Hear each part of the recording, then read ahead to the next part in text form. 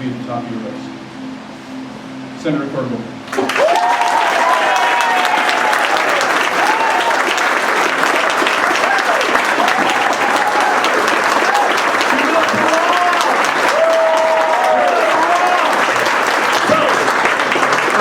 Rob and I want to get to Q&A as quickly as possible, but I want to let you all know why I am running. And I want to say, I am so grateful that I get to be on the national stage right now, quite literally as we go into next week, and shape the national conversation on issues that matter. I am hugely, as I said before, a wonk policy nerd. And I've been one of these guys sitting back and watching presidential debates for decades and always been frustrated that the things that were really important often weren't talked about on those stages. So I'm happy to talk about policy. I'm really excited that for 20 years plus, we've never had a question on a debate stage about child poverty. I'm stunned that 170 plans, I think, have been released by our candidates. And we have a lot of candidates. The 2020 election doesn't stand for the year, it stands for the number of us running. And not one person had a child poverty plan. We put that forward. I'm excited to talk about that. We saw the gun debate, which wasn't being talked about in the way that I felt it should have. And we pushed that debate even further and challenged people on just the common sense stuff that over 80% of Americans agree on, which is, heck, you need a license to buy a car, to drive a car. You should have a license to buy and possess a firearm. And by the way, it doesn't take away your Second Amendment rights at all. So let's talk policy, but as I said with Rob, this is a time, nobody wins presidential elections based upon who has a better 15-point policy plan on guns, even though I believe I do have one. The reality is, though, we've lost elections before. What I want to talk about, why I'm running, has to do with what Rob was talking about. It has not just to do about the head, it's the heart and the spirit and where our country is. Because we're in a distraught present right now. A lot of people tell me, oh, the number one thing Democrats want from their presidential candidate is someone who could just beat Donald Trump. And my response to that always is dear God, can we have bigger aspirations than that? Beating Donald Trump is the floor, it is not the ceiling. It gets us out of the valley. It does not get us to the mountaintop. I'm running for president because I want to get to the mountaintop, and I know that that is not just the tactical aspects of having good policy. What has always got this country to a higher level is that we came together as a nation to do it. Literally, when the Russians put Sputnik up, we didn't stand back and say, oh, they beat us up there. No, we said we're going to go further and farther, and we brought this country together to do it. From hidden figures, African-American women to white astronauts, we brought together massive coalitions. I know people love the ideals. I do. They were real in my family, like yours, of rugged individualism and self-reliance. But I'm sorry, rugged individualism didn't get us to the moon. It didn't map the human genome. It didn't beat the Nazis. It didn't beat Jim Crow. It didn't do the Eisenhower Highway Act. The things that we are proud about in our nation, we did them together. This is the ideal. This is the virtue that makes all of our freedoms and all that makes us special possible. It's what our founders got. We're in a nation that broke with the course of human events. We're the oldest constitutional democracy. And yeah, let's admit that the geniuses that founded this country were imperfect geniuses. They were saturated in the bigotry and the hate of the times. Women were second-class citizens. Native Americans were referred to as savages in the Declaration of Independence. Blacks were fractions of human beings. But where these men were geniuses, is they said, we're not going to found this country because of sameness. You all don't pray us the like. We're not descended, we're not from the same family tree. We have different ethnicities. We're founding this nation on those virtues and ideals of freedom and equality, and these fundamental beliefs that we're all created equal. But what they knew to make this work is they said, we've got to make an unusual commitment to each other. To make this nation thrive, they said at the end of the Declaration of Independence, to make it as a country, we must mutually pledge to each other our lives, our fortunes, and our sacred honor. Turn on the 24-hour cable stations tonight and see if you see that sacred honor being evidenced. We now live in a nation that we're falling into tribalism where we hate each other just because we vote differently.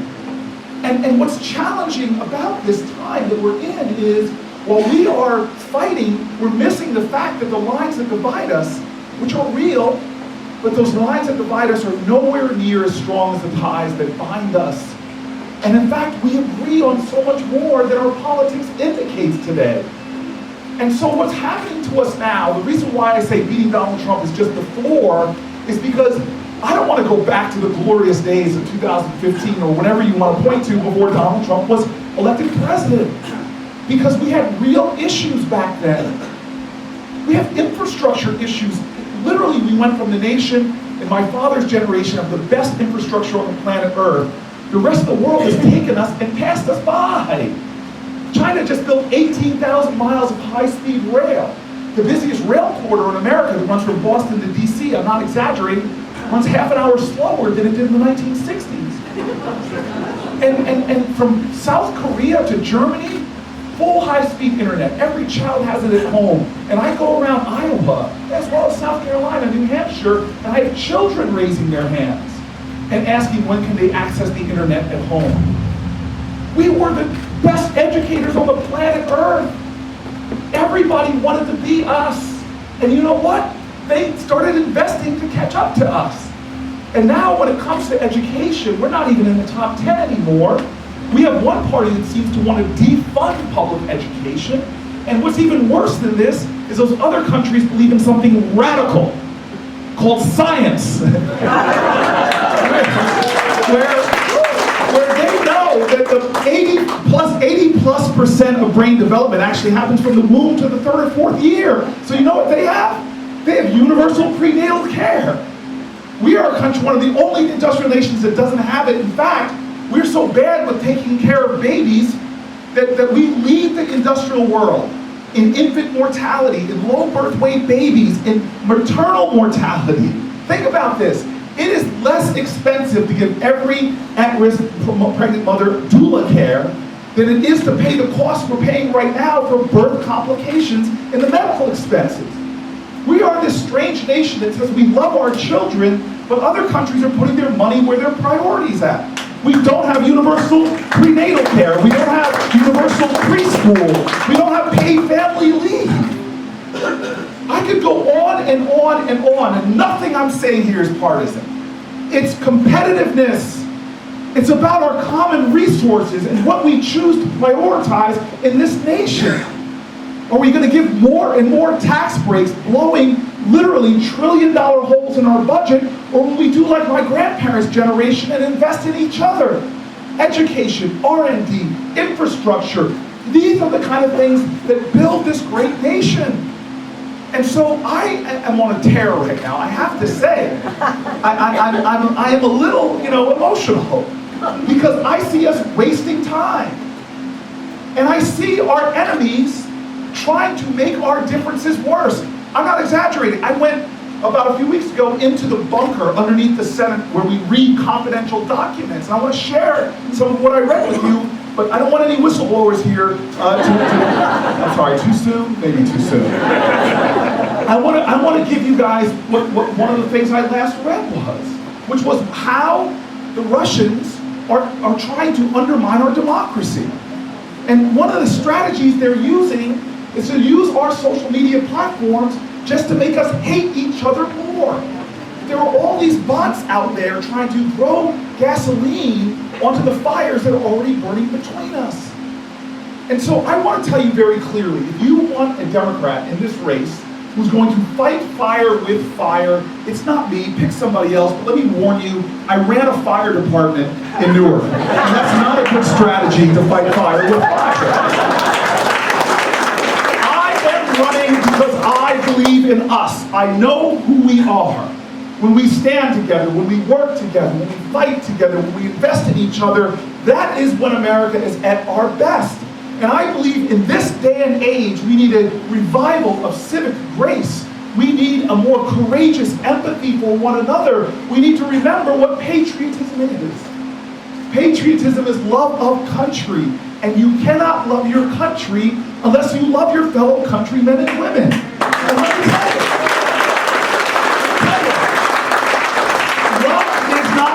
It's not sentimentality. Love says, hey, if your kids don't have a great public school to go to, my kids are lesser off. If your kids don't get prenatal care, my children could be bereft of their genius. Love says, as King said so eloquently, that injustice anywhere is a threat to justice everywhere. Love is what had people storming beaches in Normandy, knowing that they would get mowed down. Love is what Goodman, Cheney, and Schwerner, why black and white, Christian and Jewish, died together in Mississippi for voting rights.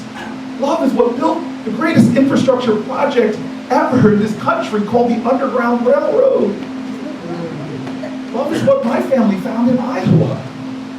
When my grandmother's grandmother was moving up from Alabama as a coal miner and came to a town called Buxton.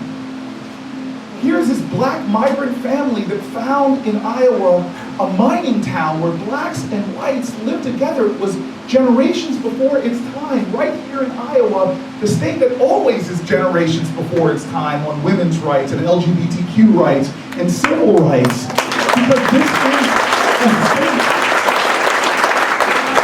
And so I want to just tell everybody what I'm about. I just want to warn Democrats. We cannot define ourselves in this election by what we're against. We've got to start talking about what we're for. We've got to have a leader that talks about the compelling vision for our country. And let me say something else radical, because I know a lot of us are rightfully angry right now, but no, the highest aspiration for Democrats in this moral moment is not to beat Republicans. It's to unite Americans in common cause and common purpose. And how we fight now will say more about us than who we fight. Because the worst thing we can do right now with someone who's giving injury and harm to the vulnerable, who's demeaning and degrading other Americans, the worst thing we can do is take on their tactics. One of my first big town halls here in Iowa, I was running for the stage, and this big guy sees me. I'm a big guy. And I'm a former tight end for Stanford University. I'm a former All-American football player. The older I get, the better I was. And I'm about to jump up on the stage, and this big guy stops me, puts his arm around me, and goes, dude, I want you to punch Donald Trump in the face. And I look at him and I go, dude, that's a felony, man. We do not beat Donald Trump by fighting him on his turf, on his terms, using his tactics. No. Every generation has had our challenge of demagogues and bigots and fearmongers, McCarthyism. Heck, there was an entire political party that rose up with anti-immigration sentiments that this president expresses. They were called the Know Nothing Party, and they were against Irish and German immigrants. Every generation has seen those weeds in our garden of our democracy. How did they overcome them? By being like them? No. By using their tactics? No. How did we beat Bull Connor in Birmingham? Did we bring bigger dogs and bigger fire hoses? No. We call to the moral imagination of our country. Activists call to the consciousness of our community. They demanded us to have that more courageous empathy. So what is this election about? Yeah, it's about the issues. To me, if we're going to do anything from face climate change down, expand healthcare so that it becomes a right for every American, if we're going to do the big things, we've got to create the environment that those things become possible. Because when we switch on our empathy, we change laws. When 4 girls died in a bombing in Birmingham, this country awoke and said this is wrong, and we changed laws. When women threw themselves out windows at the shirtwaist factory fire, some remember that point in history, and they died on the pavement below, this country's empathy and love woke in, and we changed laws, ended the sweatshop conditions. But now we are showing this impotency of empathy, where fellow Americans die in their synagogue in Pittsburgh or their church in Charleston, and we do nothing. Where fellow Americans die at a concert in Las Vegas, or a nightclub in Orlando, and we do nothing. We're the strongest nation on the planet Earth has its children being killed under desks from Newtown to Parkland. And we tell our children this fall that we can't protect you, so we're going to send you to school and teach you how to hide. This is the first month in American history that now, in our public schools, there's more shelter-in-place drills than there are fire drills. This is not who we are. We are a nation. And so I want to end by just telling you my DNA. You want to know who a person is? Ask their origin story. And my origin story is not different than yours. Maybe in the details, but this is the American story. It was 50 years ago, around this time, that my parents were trying to move to one of America's great meccas. I don't know if you all have ever heard of it. It's called New Jersey. And they were looking for houses in the places with the best public schools, and they turned out to be actually white communities. And when this black family in the 1960s would show up, the real estate agent would see them, and they would immediately lie and go, "This house has been taken off the market, I'm so sorry, or it's already been sold." And my parents were frustrated, worried, and what did they find? They found rooms like this, mostly white folks, that met in the living room in New Jersey, and they were patriots. They didn't care about race or religion. We were fellow Americans. And they said to my parents, "We're going to help you." So they set up a sting operation. I call it a conspiracy of love. When they would send my parents to go look at a home, and if they were told it's sold, a volunteer white couple would be sent right behind them to find out if the house was for sale or not. And the house I grew up in, my parents were told it was sold. They left, the white couple came, found out it was still for sale. The white couple put a bid on the house, the bid was accepted, papers were drawn up, the closing was set in the real estate agent's office, and on the day of the closing, the white couple did not show up. My father did, and a volunteer lawyer, a white man named Marty Friedman, and they walked into the real estate agent's office. It should have been the end of the story, but it's not. The real estate agent is so upset that he's been caught in this sting, conspiracy love, that he gets up and punches my dad's lawyer in the face.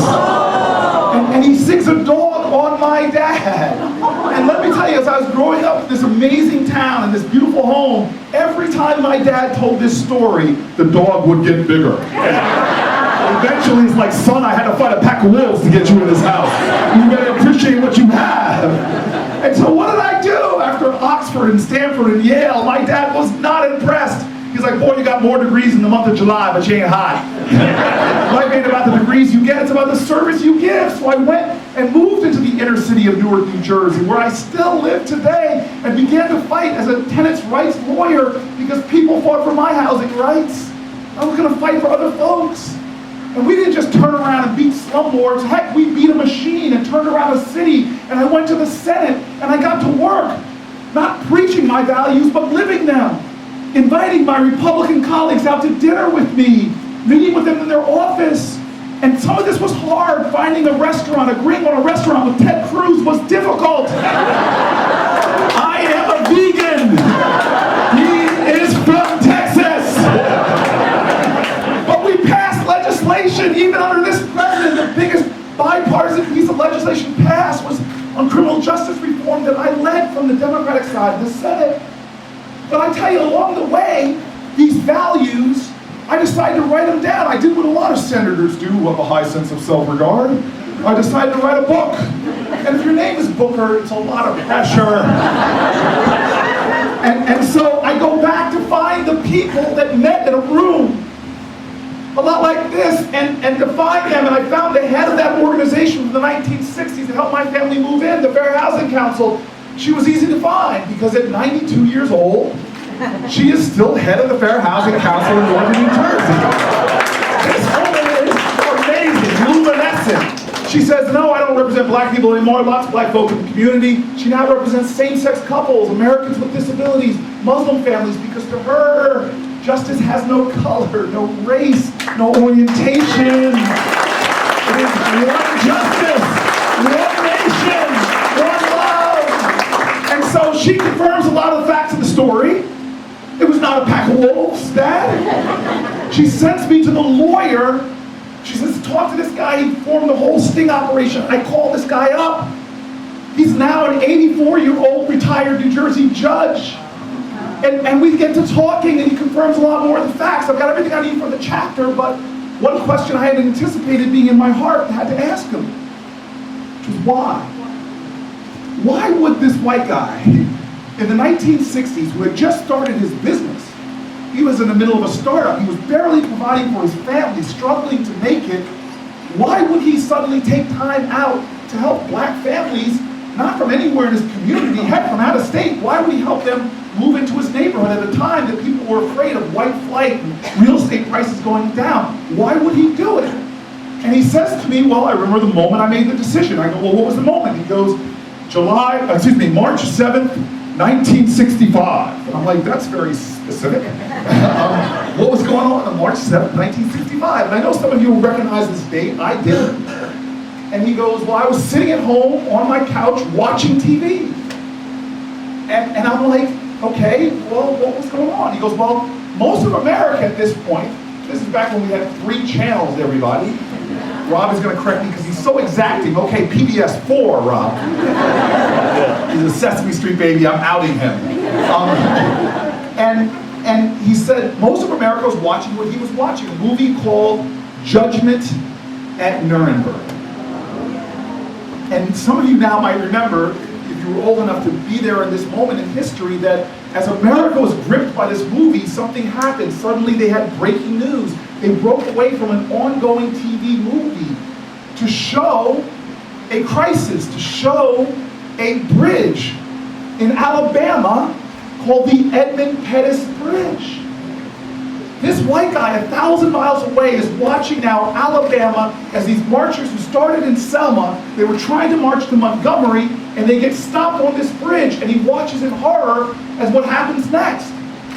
They get gassed by tear gas by the state troopers, and then these Alabama state troopers charged into these unarmed marchers and just started beating them viciously. We now know this day is Bloody Sunday. And so what did an American do on a couch 1,000 miles away? Did he fall into the trap that I admit sometimes I've fallen into, when you're seeing something horrible on TV, but you allow your inability to do everything to undermine your determination to just do something?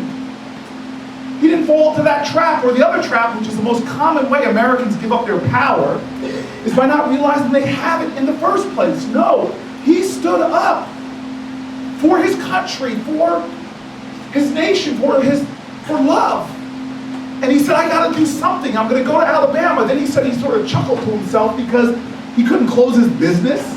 He couldn't even afford a plane ticket to Alabama. And so he's frustrated now, and he's disturbed, and he's pacing, and he finally decides, you know what? Why don't I just do the best I can with what I have, where I am? And he decides in his mind that he can spare just 1 hour a week of pro bono work. He calls around to see who needs help. He finds this young woman, now 92 years old, who's like, thank you, hallelujah, I need some help. And the two of them get together and start working, and they come up with this scheme, conspiracy of love, and they get other people involved. People are quick to volunteer. They fill the living room up. 65 turns to 66, turns to 67. He goes, by 68, I get other lawyers involved. It was incredible. We really had it going now. And in 1969, I'll never forget getting this case file handed to me by the head of the organization. And the names on that case file, this family struggling, trying to move up from the South, he was Cory. The names on that case file were Carrie and Carolyn Booker, your parents. I am literally standing here before you right now as a United States Senator, the 4th black person ever elected to that office. I'm standing here right now as a candidate for the highest office in our land because of who we are. Because of one guy on a couch who got up in a moral crisis, who didn't curse the darkness, he lit his heart on fire. And his light and his energy and his love, that can never be destroyed. It goes on, it ripples out, it changes space and time. That's the story of America, of how we're here, of why we drink deeply from wells of freedom and liberty that we didn't dig, because of folks who in times of moral crisis got up and did something. Ladies and gentlemen, we are in moral crisis right now. We're in a moral crisis that when we sing the song that we're the home of the brave, but our veterans come home and are disproportionately homeless, we are in a moral crisis right now. When we say that we are a nation of liberty and justice for all, but we have a criminal justice system that treats you better if you're rich and guilty than if you're poor and innocent, we're in crisis right now. We're in crisis when we say we believe in life and liberty and the pursuit of happiness, but essential to life is health care. And all across America right now, people are putting aside their life-saving medications because they can't afford it. We say all children, all men and women are created equal. But our public school teachers who can barely pay their student loans see the inequality of our children, and they reach in their own pockets to try to pay for something for low-income kids. Ladies and gentlemen, this is a moral moment in America. It's not just a referendum on one guy in one office. This election is a referendum on who we are and who we are to each